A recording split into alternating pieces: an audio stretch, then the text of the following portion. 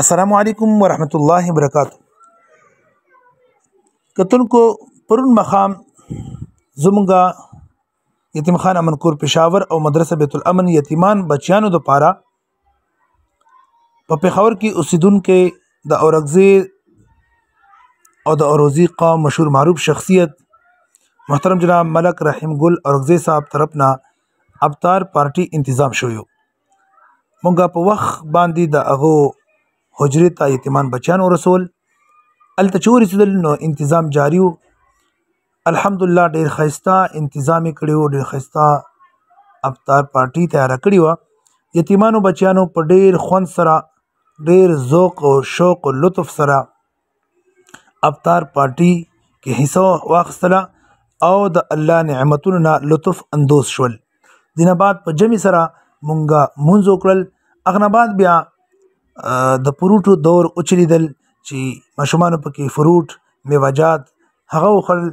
بیا دینه بعد باقاعده طور باندې د چایو انتظام شوی و او دې وخت کې بیا مونږه لایف مشاعره هم شروع کا او مونږه په خپل پیج باندې لایو راغلو او د یتیمانو په منځ کې باقاعده مزاحیه مشاعره شروع شوله.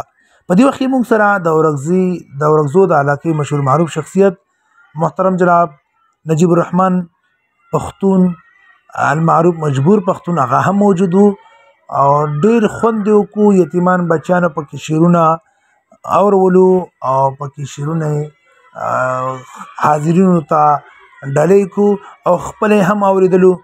نو ډیر ښایسته خوندور پروګرام وشو. په آخر کې د حاجی رحیم ګل اورکزۍ صاحب او د هغه بچیان بالخصوص نسیم بای وسیم بای او د هغه یو وړوکی شانتې ماشوم بچی چې هغه مونږ یتیمانو سره ډیر زیات محبت او مینه کوله سدیس په نوم باندې هغه ټول سره د نور مرګلو. په آخر کې ګروپ تصویر اخیستی شو، یتیمانو سره ګپ شپ ولګېدی او بیا دعاګانې وکړې شوې او درنګې مونږ خپل یتیم خانې ته روان شول.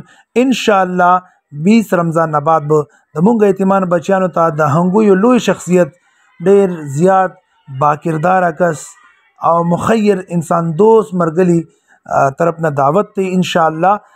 او په 20 یا 22 23 رمضان المبارک د افطاري پروګرام به مونږ په سماني کې پروګرام وي انشاءالله. ټول یتیمان بچیان به هلته بیو.